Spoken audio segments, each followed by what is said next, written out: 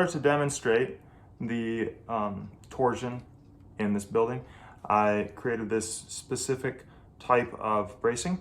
So this takes these blue connectors right here, or you can use the white connectors, it also works. And then blue rod here, white rod at the top, and then uses these flexi rods. So those can be found in like roller coaster sets and stuff like that. And the nice thing about this versus like the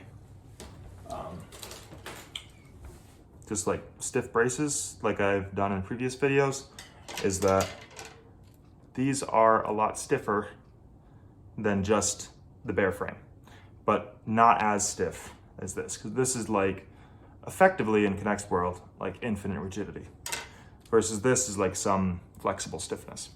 So I'm going to use this as a base because I can then move the mass around and I can show the effect of having the mass be all on one side.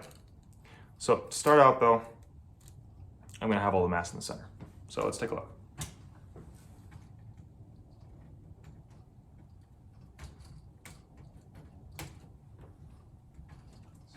Building is on the shake table.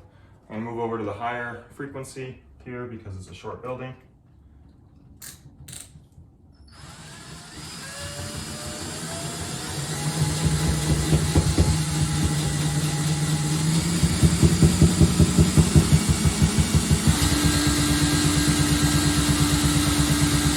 So I think that's like second mode right there. There's like first mode. Now I'm going to move all of the weights. I'm going to do it all towards the back. So I'm shifting all of these weights to the back of the structure.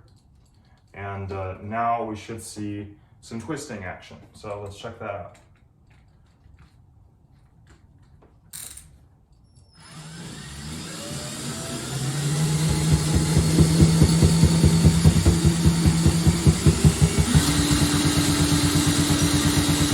There you can see a little bit of twisting.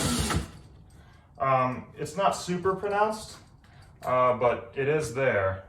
And it can be even more pronounced. Let's say if I take off the back braces.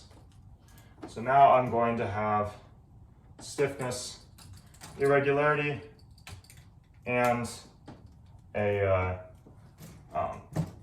mass irregularity. So let's see how that works.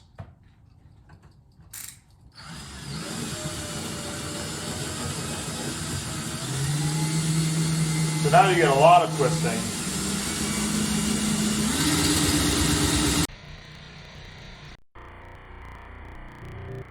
And it's just, you got some interesting modes there. If I move the mass all the way to the front, then we should see reduced rotation because the mass would be closer to the center of the building's rigidity. And that's what we see, there's not very much twisting.